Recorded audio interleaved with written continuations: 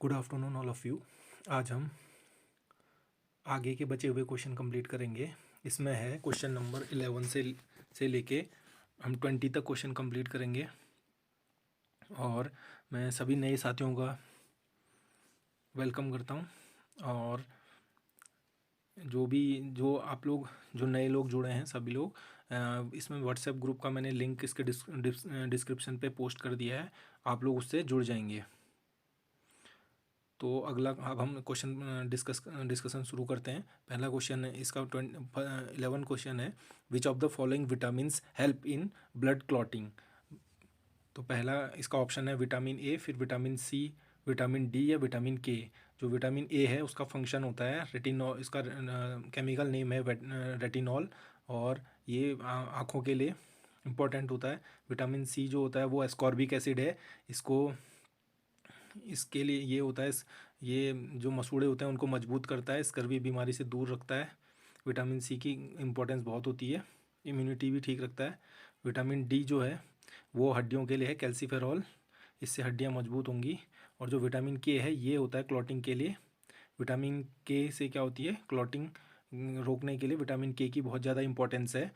तो हम ऑप्शन क्या करेंगे, इसका इसका इसका करेक्ट आंसर हो जाएगा ऑप्शन डी। करेक्ट आंसर है इसका ऑप्शन डी। अगला क्वेश्चन है, देखिए, identify the hormone that regulates the glucose level in blood. इसमें पहला ऑप्शन ग्लूकागोन है, दूसरा इंसुलिन है, और ऑक्सीटोसिन है, और वैसोप्रेसिन है। ग्लूकागोन जो होता है वो क्या करता है, जो ब्लड में, जैसे जो ब्लड में जब हमारे शुगर की कमी होती है तो शुगर डाउन होता है तो उसमें मदद करता है, शुगर को इंक्रीज़ कर देता है, कंसनट्रेशन बढ़ा देता है। ये इंक्रीज़ कैसे करेगा, ये करेगा ये जो ग्लूको जो हमारा ग्लाइकोजन होता है उसको तोड़ देगा, तोड़ के उसमें कन्वर्ट कर देगा ग्लूकोज में। और जो हमारा इंसुलिन है ये क्या करता है, ये ही इसका सही आंसर है। और ये क्या करता है, कंट्रोल यही करता है, रेगुलेट करता है। इससे क्या होता है, हार्मोन को, इस हार्मोन से ही, इंसुलिन हार्मोन से ही जो ग्लूकोज का कंसंट्रेशन है उसको डाउन किया जाता है, रेगुलेट किया जाता है। और जो ऑक्सीटोसिन है, इसमें सी ऑप्शन है, ऑक्सीटोसिन से क्या होता है, ऑक्सीटोसिन होता है वुमेंस में लैक्टेशन के लिए मदद करता है, और यूट्राइन में जिस समय कॉन्ट्रैक्शन के लिए भी मदद करता है ये बेबी बर्थ के टाइम पे, इस हार्मोन से। और जो वैसोप्रेसिन है ये होता है हमारा ब्लड प्रेशर को मेंटेन करता है, और किडनी के फंक्शंस में भी हेल्प करता है ये। तो इसका ऑप्शन कौन सा है, इसका बी ऑप्शन सही है, इंसुलिन। 13 क्वेश्चन है, देखिए, विच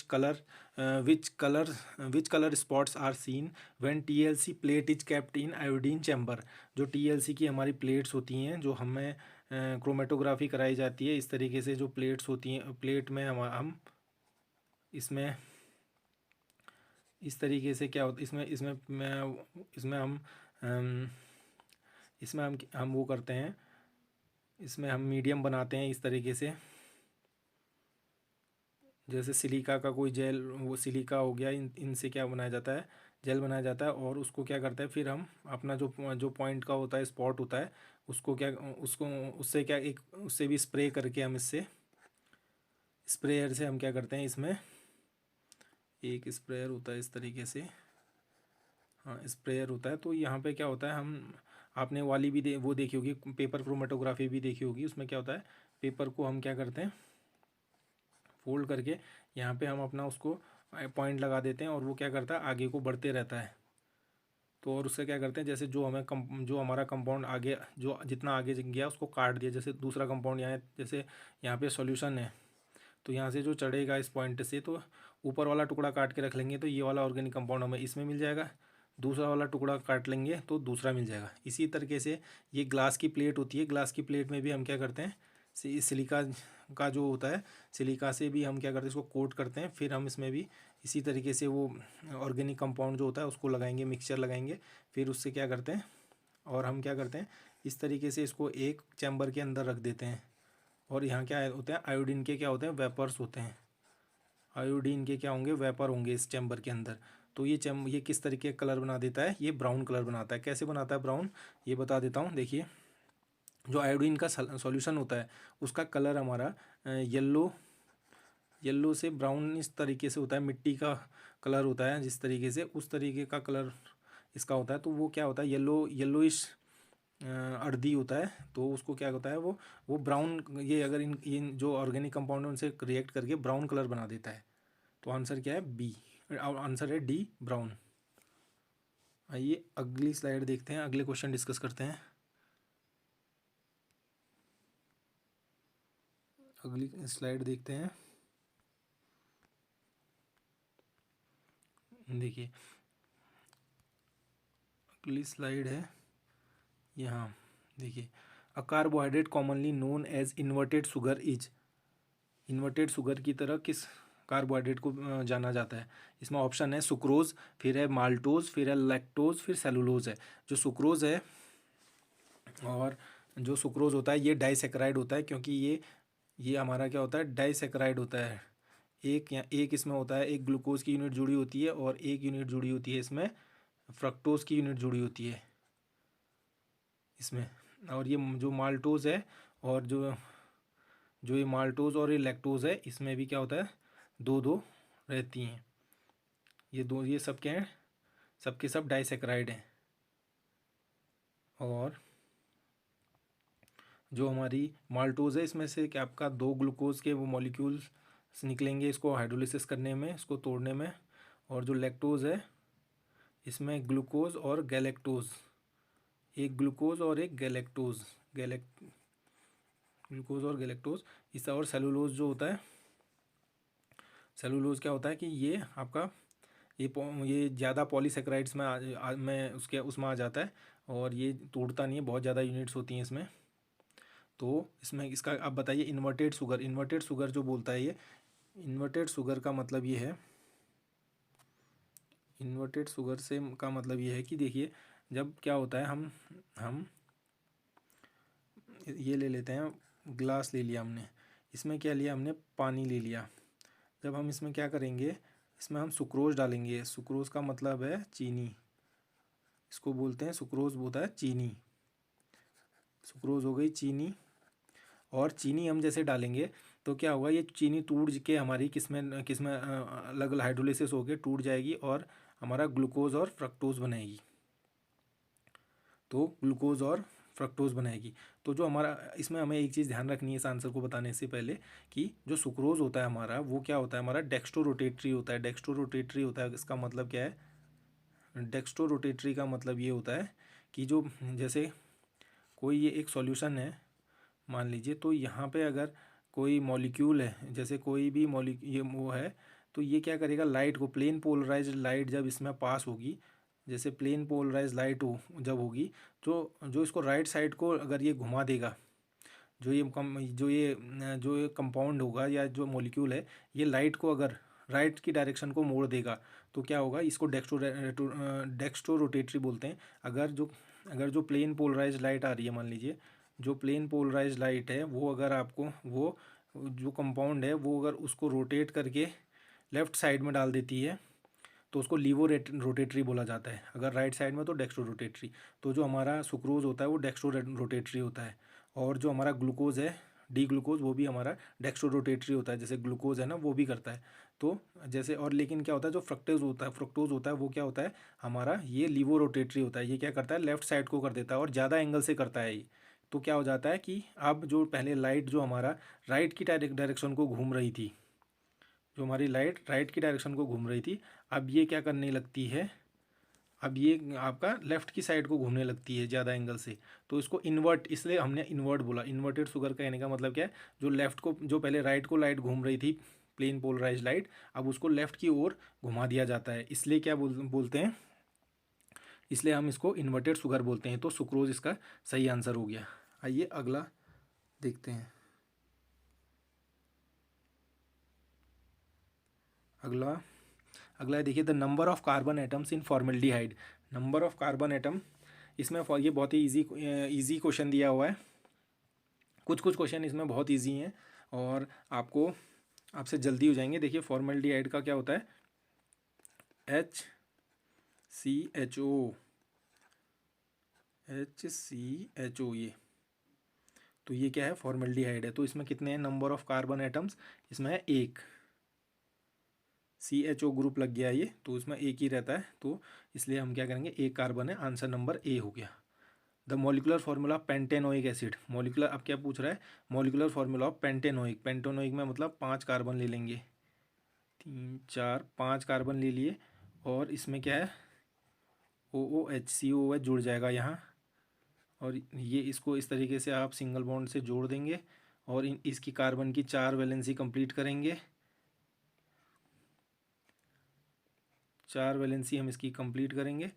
इसको दूसरे कलर से दिखा देता हूँ मैं, जिससे कि आपको समझने में दिक्कत ना आए। यहाँ पे हम हाइड्रोजन लिख लेंगे, पिंक कलर से हम हाइड्रोजन लिख लेते हैं।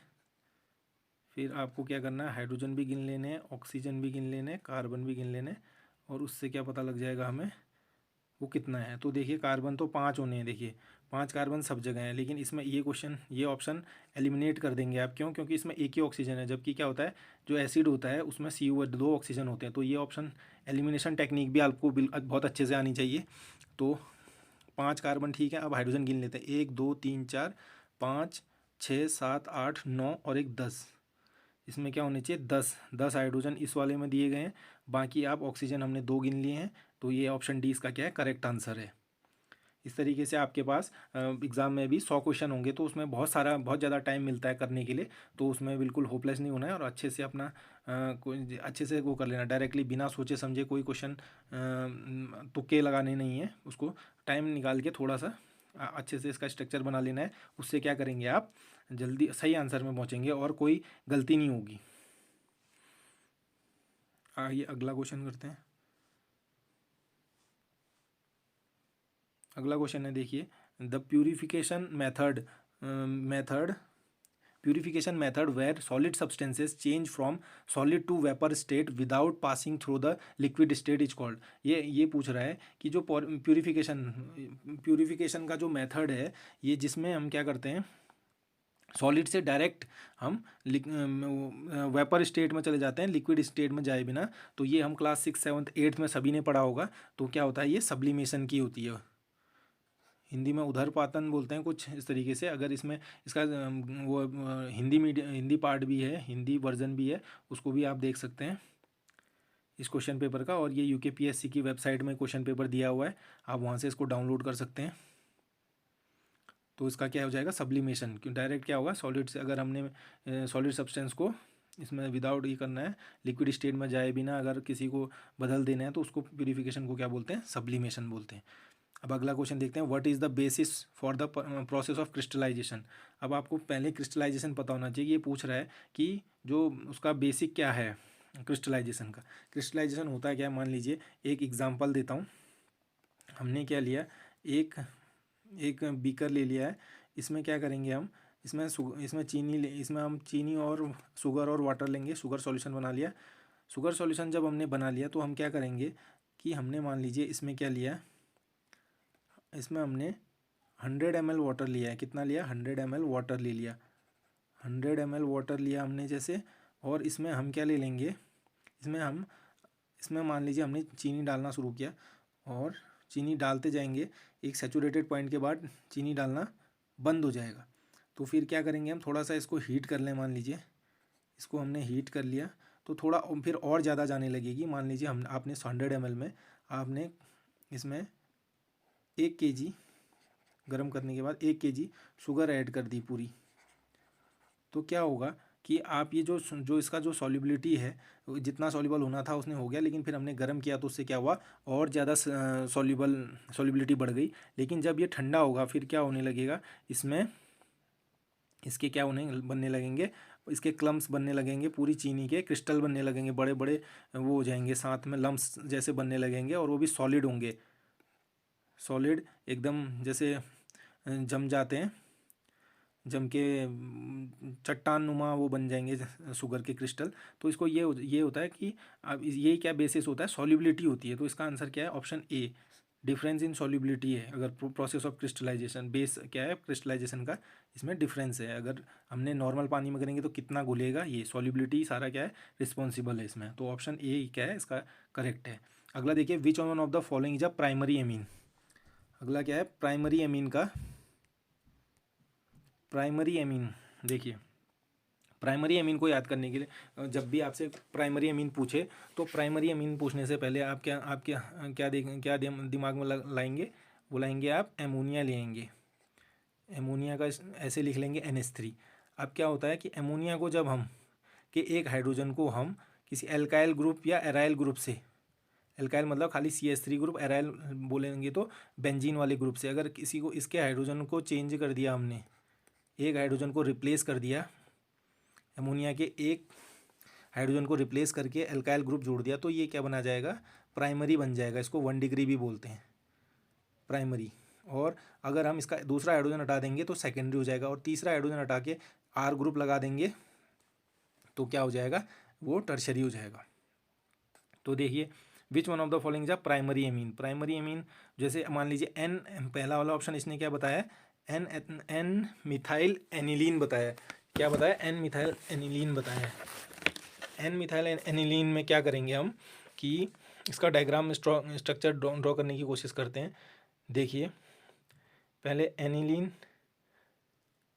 N मिथाइल एनिलीन ना, तो देखिए एनिलीन को पहले ड्रॉ करते हैं, बेंजीन बनाया,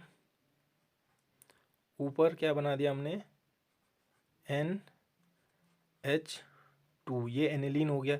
अब हम इसमें से क्या करेंगे कि हम एक हाइड्रोजन हटाएंगे तो क्या बनेगा, N मिथाइल बन जाएगा। देखिए N, यहाँ पे एक R ग्रुप डाल दिया हमने, और ये बेंजीन ग्रुप हमारा ऐसा है एनिलीन का, और यहाँ पे आ गया आपका हाइड्रोजन।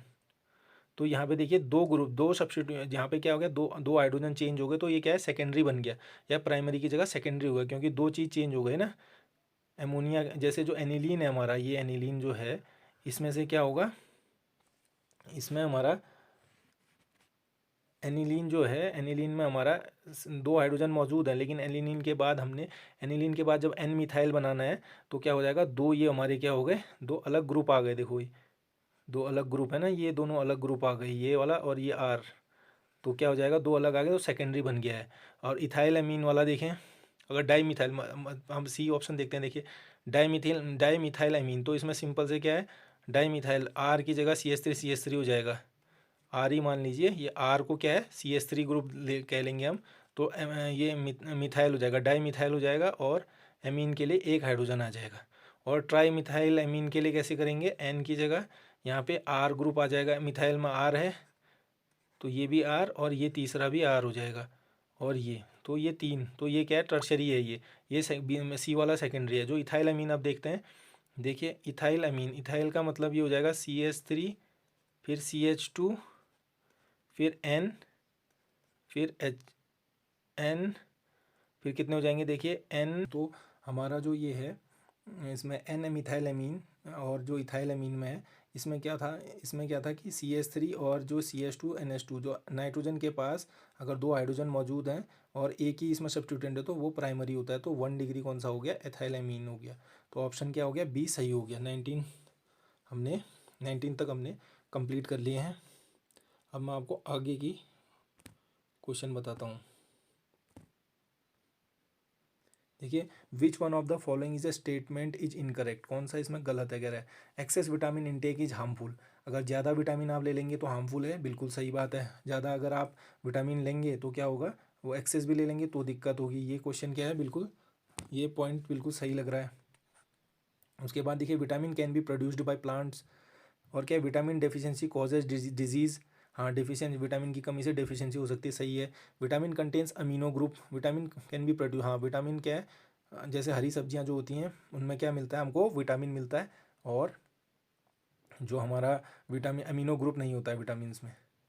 ये ऑप्शन ये जो है इनकरेक्ट वाला ऑप्शन ये है हमारा, ऑप्शन D क्या आंसर हो जाएगा, और बाकी सही है सब। विच one of the following is a non reducing disaccharide, ये जो 21 वाला क्वेश्चन है, ये मैं फिर 21 से आगे को फिर अगले नेक्स्ट वीडियो में बताऊंगा। तब तक आप प्रैक्टिस करते रहिए, और कमेंट में बताइएगा कि कि आपको कौन से और टॉपिक्स बताने हैं या किस तरीके से आगे को बताना है।